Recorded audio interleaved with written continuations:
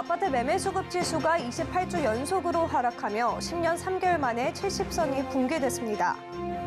잇따른 인터넷 뱅킹 전산장애에 이용자들의 불편함도 커지고 있습니다. 확실한 대책이 마련돼야 한다는 지적이 나옵니다.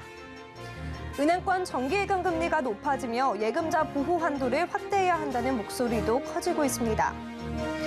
부산에서 열리고 있는 지스타에선 신작을 직접 체험해볼 수 있는 공간이 마련되며 관람객들의 눈길을 끌고 있습니다.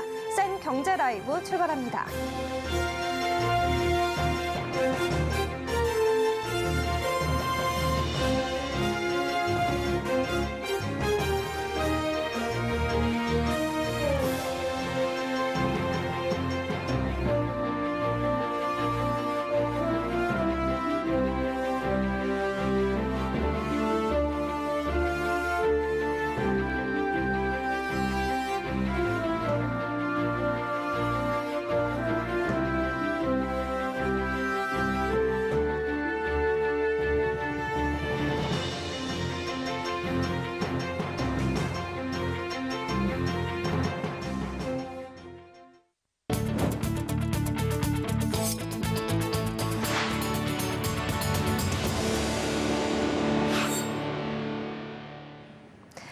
시청자 여러분 안녕하십니까? 센 경제 라이브 최민정입니다.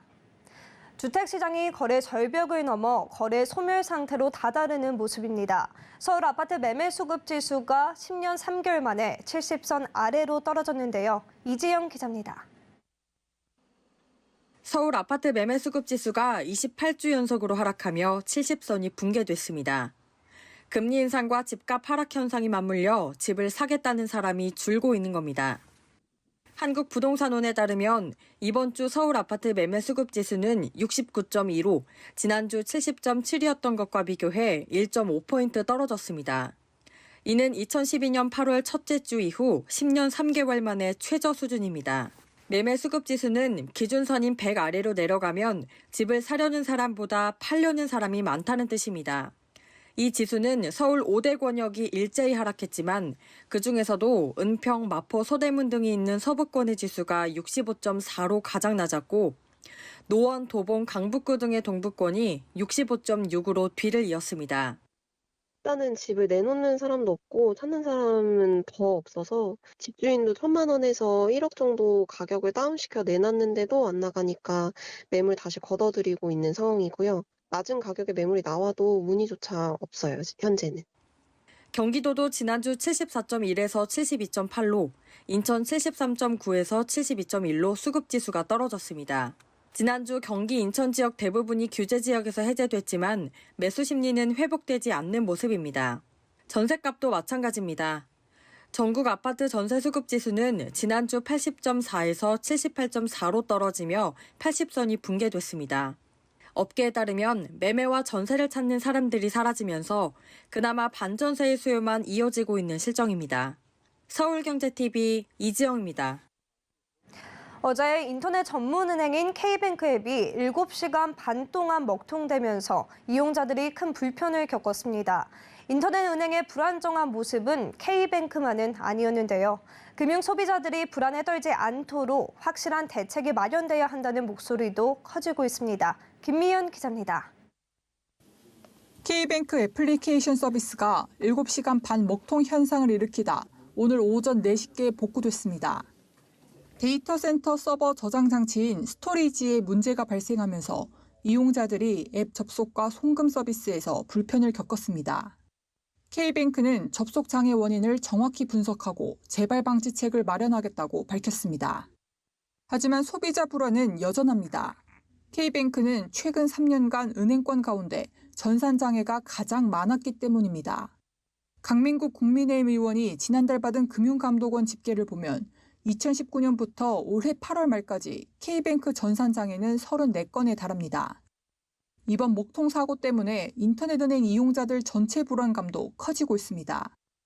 앞서 카카오뱅크도 지난달 경기도 판교 데이터 센터에 화재가 발생해 카카오 플랫폼이 마비되면서 일부 서비스에 영향을 받은 바 있습니다. 카카오뱅크는 서울 상암동에 데이터 센터가 있어 화재로 인한 큰 피해는 없던 것으로 파악됐지만 일부 이용자들은 불안감을 호소하기도 했습니다. 인터넷은행은 일반 은행보다 더 안정성이 필수적인 만큼 이번 사태들을 계기로 경각심을 가지고 운영 시스템 등을 고도화해야 한다는 지적도 나옵니다.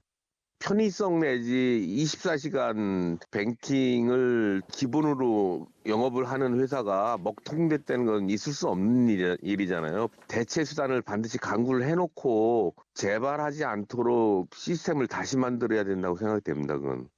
이번 사고로 쉽고 편리한 금융으로 소비자들에게 환영받았던 인터넷 은행들에게 고객 신뢰 회복과 내실 다지기란 숙제가 남겨졌습니다. 서울경제TV 김미연입니다.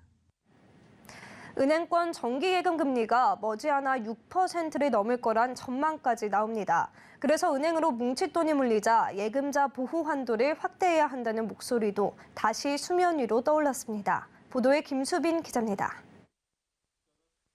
잇따른 기준금리 인상의 여파로 은행의 정기예금 금리가 오름세를 타면서 역머니무브 현상이 지속되고 있습니다. 은행권에 따르면 지난 15일 기준 5대 은행의 정기예금 잔액은 821조 5,466억 원으로 집계됐습니다. 지난달 말과 비교하면 거의 2주 만에 13조 원이 몰린 겁니다. 이 같은 추세면 이달 증가폭은 30조 원에 달할 것으로 예상됩니다. 이렇듯 은행예금으로 자금 쏠림 현상이 심해지자 예금자 보호 한도를 상향해야 한다는 목소리가 점차 커지고 있습니다. 기존에 설정된 예보 한도는 5천만 원.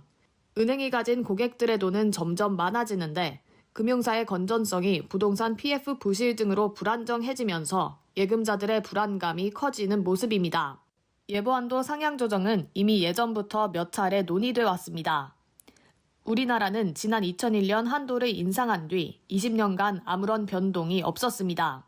금융당국은 올해 2월 안건으로 상정했고 외부 연구 용역과 민간 협동 태스크포스를 구성해 1억 원까지 상향하는 방향으로 검토를 시작했습니다. 하지만 예보한도 상향에 대한 부정적인 시각도 존재합니다. 오히려 예금자 보호 한도를 상향하면 금융사들이 납부하는 예금 보험료 등 비용이 증가하면서 소비자에게 부담이 전가될 수 있다는 지적이 나옵니다. 현행 보호 한도로도 예금자 대부분이 보호를 받고 있다고 생각을 하고요. 결국 예금자 보호 한도가 상향이 되면 금융사가 내야 하는 보험료도 상승되기 때문에 결국은 소비자가 부담해야 되는 대출금리 상향이나 아니면 예금금리 인하로 전환될 수 있기 때문에 금융당국은 소비자와 금융권의 입장을 종합적으로 고려해 내년 8월까지 최종안을 확정짓는다는 계획입니다. 서울경제TV 김수빈입니다. 미국 연방준비제도의 정책 전환 기대감에도 연준 주요 인사들의 엇갈린 발언에 증시는 방향성을 잃은 모습입니다. 금리 인상을 두고 힘겨루기가 지속되며 당분간 증시는 관망세가 짙어질 것이란 분석입니다. 한 주간의 증시 흐름 윤혜림 기자입니다. 현지 시간 15일 미국 노동부는 10월 생산자 물가 지수가 월가 전망치를 하회하며 전월 대비 0.2% 올랐다고 발표했습니다. 소비자 물가 지수에 이어 PPI 둔화세가 확인되자 인플레이션 정점론, 긴축 속도 조절 기대감이 높아졌습니다. 물가지표 상승폭 둔화에도 금리 인상에 대한 FOMC 구성원들의 엇갈린 의견에 증시는 등락을 거듭했습니다. 라엘 브레이너드, 라파엘 보스틱 연준 위원들은 금리 인상은 필요하지만 속도를 늦추는 것이 적절하다며 비둘기파적 발언을 했습니다. 반면 크리스토퍼 윌러, 미셸 보우먼에 이어 간밤 제임스 블러드 세인트루인스 연은 총재는 매파적인 의견을 내비쳤습니다. 이날 블러드 총재는 정책금리는 아직 충분히 제약적인 구간에 있지 않다며 기준금리는 최소 5%대여야 하며 7% 수준까지 갈 수도 있다고 밝혔고 뉴욕 증시는 일제히 하락했습니다. 또한 미국 반도체 기업 마이크론의 감산 계획과 더불어 미국의 아마존, 타깃 등 대형 유통업체들의 실적 부진에 경기 둔화 우려도 다시금 커지며 증시에 악영향을 끼쳤습니다. 한편 어제 무함마드 빈 살만 사우디아라비아 왕세자가 방한해 국내 주요 기업 20여 곳과 양해각서를 체결하자 관련 기업의 수주 증가 기대감이 높아졌습니다. 이에 코스피는 한 주간 1.56% 내린 2444.48포인트에 코스닥은 0.10% 오른 731.92포인트의 거래를 마쳤습니다. 한 주간 수급 동향을 살펴보면 코스피는 개인은 매수한 가운데 외국인과 기관이 매도세를 이어갔고 코스닥도 개인이 매수, 외국인과 기관이 매도했습니다. 이번 주 증시에선 빈살만 왕세자 방한 이슈에 친환경 미래도시 프로젝트 네옴시티 관련주가 주목받았습니다. 사우디와 구체적인 협력 소식이 전해진 기업은 상승했지만 일부 종목은 차익 실현 물량이 나오며 하락했습니다. 증권업계는 물가 호조로 인한 환호가 잦아들고 향후 정책 방향에 대한 엇갈린 해석들이 분분한 상황이라며 방향성을 명확히 할 재료가 없지만 국내에선 긍정적인 재료가 있는 분야들이 존재해 개별 기업 모멘텀에 관심을 두어야 한다고 조언했습니다. 서울경제TV 윤혜림입니다. 수협 창립 이래 최초의 여성 행장으로 선임된 강신숙 신입 SH 수협은행장이 어제 취임식을 가졌습니다. 강신숙 행장은 재임 기간을 새로운 수협은행 도약의 원년으로 삼겠다며 마부작침의 자세로 많은 고객에게 사랑받는 수협은행을 만드는 데 최선을 다할 것이라 밝혔습니다. 그러면서 안정적 수익 창출 기반 마련과 선제적 리스크 관리 강화, 금융 디지털 전환 가속화 등 5가지 핵심 과제를 제시했습니다. 특히 이제 공적자금이라는 굴레를 벗어던지고 온전히 우리 힘만으로 새로운 수협은행을 만들어가야 한다고 강조했습니다. 또 임직원 소통과 건전한 노사관계 정립도 다짐했습니다. 삼양그룹이 친환경 사업에 속도를 내고 있습니다. 화학사업 계열사 삼양이노캠이 국내 최초로 식물 자원을 활용한 화이트 바이오 소재 이소소르비드 공장을 준공했는데요. 장민선 기자가 현장에 다녀왔습니다. 옥수수 등 식물 자원에서 추출한 전분을 화학적으로 가공하자 화이트 바이오 소재인 이소소르비드가 만들어집니다. 이소소르비드는 기존 석유유래 소재를 대체해 플라스틱, 도료 등의 생산에 쓰이는데 이소소르비드를 이용해 만든 플라스틱은 내구성, 내열성 등이 뛰어나 식품 용기, 자동차 내외장, 전자제품 외장재 등의 소재로 다양하게 활용됩니다. 또 석유를 원료로 하는 다른 화학제품과 달리 생산 과정에서 이산화탄소를 배출하지 않아 탄소 중립적인 물질로 평가될 뿐만 아니라 친환경 제품으로서 탄소 배출 저감에도 도움이 될 전망입니다. 삼양그룹은 앞으로 화이트바이오 시장의 성장과 정부의 2050 탄소 중립 추진 전략에 따른 저탄소 산업 생태계를 조성한다는 전략입니다. 그 일환으로 화학사업 계열사 삼양이노캠은 지난 16일 전북 군산에서 화이트 바이오 소재인 이소소르비드 공장 준공식을 가졌습니다. 현재 국내에서 고순도 이소소르비드를 생산하는 곳은 삼양그룹이 유일합니다. 지금까지는 유럽에서 수입에 의존을 했습니다. 수입에 의존인데 아시아에서 이제 지역적 이점을 살려가지고 최대한 적기에 공급할 수 있는 게 큰 의미가 있다고 보고 있습니다. 공장에서는 연산 15,000톤 생산이 가능하며 앞으로 설비 효율화와 증설 투자를 통해 3만에서 4만 톤 규모로 확대할 예정입니다. 이번 공장 준공을 계기로 친환경 사업의 해외 매출 비중을 지속적으로 늘려나가는 동시에 내년부터는 해외 진출을 위한 인수합병에도 속도를 높인다는 방침입니다. 삼양그룹은 의학바이오연구소, 식품연구소, 그리고 화학연구소가 유기적으로 협력하며 각 분야의 연구를 진행하고 있습니다. 특히 화학연구소는 화이트바이오 소재 연구에 집중하고 있고 바이오 원료를 이용한 관련 특허도 200건 이상을 출원하여 글로벌 기술 독립을 실현하고 있습니다. 삼양그룹은 오는 2025년 이익의 60% 이상을 스페셜티 제품에서 창출한다는 비전 2025를 내걸고 친환경 화이트바이오 시장을 선도하겠다는 포부입니다. 서울경제TV 장민선입니다. 코로나19 이후 3년 만에 정상 개최된 지스타 2022에 국내 게임사들이 대거 참가했습니다. 이번 지스타에서 공개되는 주요 신작만 16개가 넘습니다. 지스타에선 쏟아지는 신작을 직접 체험해볼 수 있는 공간이 마련되며 관람객들의 눈길을 끌었습니다. 서지은 기자입니다. 관람객들이 모니터 속 자신의 카트를 이리저리 움직입니다. 이곳은 지스타에 마련된 게임사 부스. 출시 예정인 게임을 미리 체험해볼 수 있습니다. 지스타 2022에는 작년보다 2배가량 늘어난 2,947개의 전시 부스가 조성됐습니다. 출시 예정 게임을 미리 체험해볼 수 있는 공간이 마련된 겁니다. 국내 게임사들은 모바일 게임에 집중해왔던 이전과는 달리 콘솔 게임들을 대거 선보였습니다. 4년 만에 지스타를 찾은 넥슨은 카트라이더 후속작인 카트라이더 드리프트를 PC와 콘솔, 모바일 등으로 선보였습니다. 이외에도 여러 신작들을 부스에서 체험할 수 있습니다. 저희가 새롭게 출시한 4종의 게임들을 모두 시연할 수 있는데요. 특히 예년과 달리 PC와 모바일뿐 아니라 플스5와 스위치 등 콘솔 플랫폼까지 다양하게 시연을 준비하고 있습니다. 크래프톤은 출시 예정인 서바이벌 호러 게임 칼리스토 프로토콜을 최초로 체험할 수 있는 자리를 마련했습니다. 이 게임으로 북미와 유럽 콘솔 시장을 본격 개척한다는 방침입니다. 다가오는 글로벌 출시를 예정하고 있는 크래프톤의 스튜디오 스트라이킹 디스턴스의 칼리스토 프로포커를 특별히 플레이스테이션 5 시연으로 준비했습니다. 넷마블은 100부스 규모의 전시 공간을 마련해 나 혼자만 레벨업, 파라곤 디 오버프라임, 하이프 스쿼드, 아스달 연대기 등 출시 예정 신작을 관람객이 직접 체험할 수 있도록 했습니다.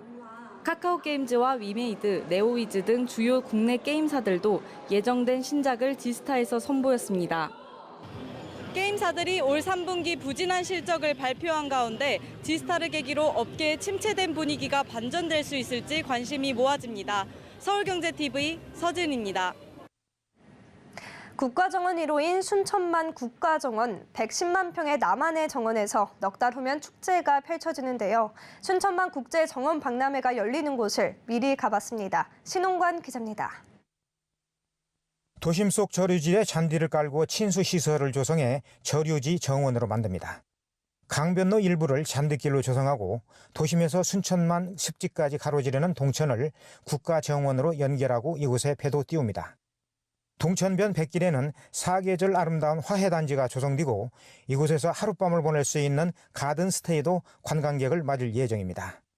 국가정원, 저류지 정원, 순천만 습지 남사르길 입구에서 별량 장산마을 간 해안길 4.5km와 정원 내 5.9km 구간에 맨발로 걸을 수 있는 순천만 어신길도 만듭니다. 2013년 박람회를 통해서 국가정원 1호를 탄생시켰다면 내년 박람회는 단순히 7개월 동안의 박람회로 끝나는 게 아니라 남해안 벨트 허브 중심축을 만드는 기반을 다지고 이 도심 전체를 정원을 만들어서 말 그대로 정원의 도시 1호를 저희들이 탄생시키자는 각오로 10년 만에 다시 펼쳐지는 정원 박람회는 새로운 시설 450여 종의 식물을 볼 수 있는 식물원과 가상세계와 현실 미래까지 함께 볼 수 있는 미래 정원으로 꾸며집니다.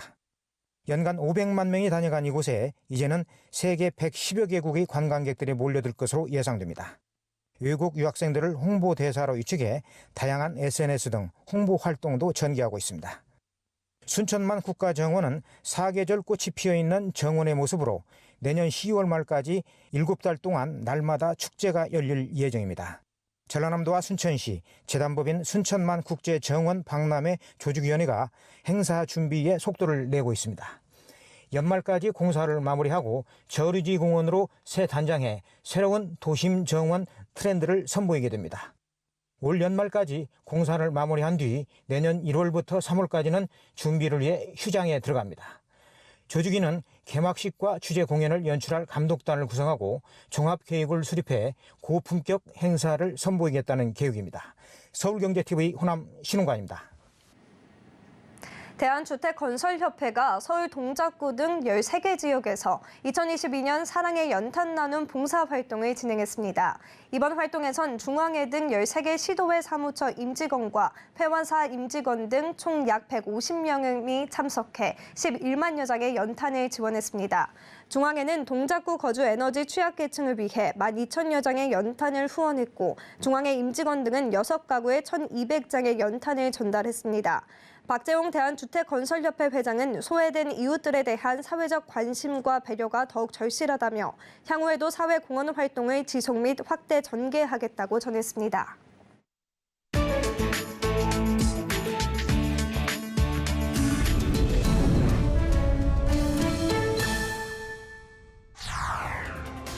팔레스타인 가자 지구의 한 건물에서 화재가 발생해 시민들이 죽거나 다쳤습니다. 현지 시간 17일 가자지구 북부 자발리아 난민촌의 4층 주택에서 불이 나 최소 21명이 숨지고 여러 명이 다치는 사건이 발생했습니다. 가자지구 내무부는 화재 현장에 다량의 휘발유가 저장돼 있어 피해가 더욱 커졌다고 밝혔습니다. 마흐무드 아바스 팔레스타인 자치정부 수반은 이번 사태를 국가적 비극으로 규정하고 애도의 날을 지정했습니다. 후세인 알셰이크 팔레스타인 해방기구 집행위원회 사무총장은 에레즈 건널목을 개방하고 위독한 환자를 이송할 것을 이스라엘에 촉구했습니다. 한편 자발리아는 가자지구에 있는 8개의 난민 캠프 중 하나로 230만 명이 모여 사는 등 세계에서 인구 밀도가 가장 높은 지역 중 하나로 꼽힙니다.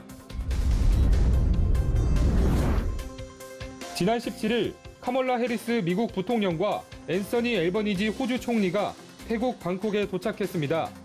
두 정상은 현지 시간 18일부터 시작되는 아시아태평양 경제협력체 정상회의에 참석할 예정입니다. 미국, 중국, 일본, 러시아를 포함해 21개의 회원국으로 구성된 세계 최대 지역협력체인 에이펙의 대면 회의가 열리는 건 코로나19 이후 4년 만입니다. 우리나라에선 한덕수 총리가 참석할 예정입니다. 프라유 차노차 태국 총리는 정상회담 전 행사에서 무역과 투자가 이번 회의의 의제라고 밝혔습니다. 멕시코에서 헬기 추락 사고가 발생해 공안부 장관 등 5명이 숨졌습니다. 현지 당국에 따르면 현지 시간 17일 멕시코 중부 아과스 칼리엔테스 주에서 헬기 추락 사고가 발생해 포르피리오 하비에르 산체스 멘도사 공안부 장관 등 5명이 사망했습니다. 현재 경찰과 소방관들은 사고 잔해를 치우기 위해 노력하고 있는 것으로 알려졌습니다. 테레사 히메네스 아과스 칼리엔테스 주지사는 원인을 조사하고 있지만 아직까지는 단순 사고로 보인다고 말했습니다. 안제이 두다 폴란드 대통령은 현지 시간 17일 폴란드 남동부 국경 지역의 폭발 현장을 방문했습니다. 이 자리에는 야체크 시에라 폴란드 국가안보국장이 동행한 것으로 알려졌습니다. 두다 대통령은 해당 지역 방문 후 이번 사태를 폴란드와 우크라이나, 미국이 함께 조사하면서 우리만의 정보를 얻었다고 말했습니다. 폴란드와 서방 동맹국들은 현장 증거로 미루어 봤을 때 우크라이나 미사일이 잘못 떨어진 것으로 보인다고 주장했습니다. 한편 우크라이나는 이번 폭발에서 러시아의 흔적이 있다며 이를 부인하고 있습니다.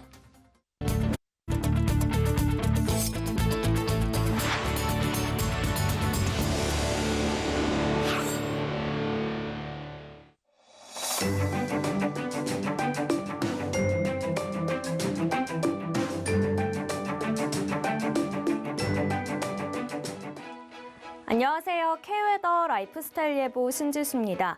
오늘도 서쪽을 중심으로 공기가 탁합니다. 서울 등 중서부와 전북은 한때 나쁨 단계가 이어지겠습니다. 주말인 내일도 수도권과 충청, 전북의 미세먼지 농도는 나쁨 수준까지 오르겠는데요. 야외 활동 계획 있으시다면 미세먼지용 마스크 꼭 착용하시기 바랍니다. 이번 주말 대체로 구름만 지나겠지만 제주도는 내일 낮부터 기압골의 영향으로 비가 내리겠고요. 일요일까지 5에서 20mm로 내리다 그치겠습니다. 내일과 모레 서울 한낮 기온은 16도에서 17도 안팎으로 온화하겠습니다. 다만 아침과 낮과 밤의 일교차가 크게 벌어져 옷차림을 잘해주셔야겠습니다. 다음은 자세한 지역별 날씨입니다. 중부지방 아침 기온 서울 6도, 춘천 3도로 시작하겠습니다. 낮에는 서울 17도, 춘천 16도 예상됩니다. 동해안 지방 속초와 강릉은 9도로 출발하겠고요. 낮 기온은 속초와 강릉, 울진이 15도 예상됩니다. 남부지방의 아침 기온 전주 6도, 부산 10도로 시작해 한낮에는 전주와 부산이 20도까지 오르겠습니다. 바다의 물결은 전해상에서 최고 2.5m까지 약간 높게 일겠습니다. 다음 주 중반에는 강원 영동과 남해안, 제주도에 비 소식이 있습니다. 날씨였습니다. 센 경제 라이브, 저희가 준비한 소식은 여기까지입니다. 시청해주신 여러분 고맙습니다.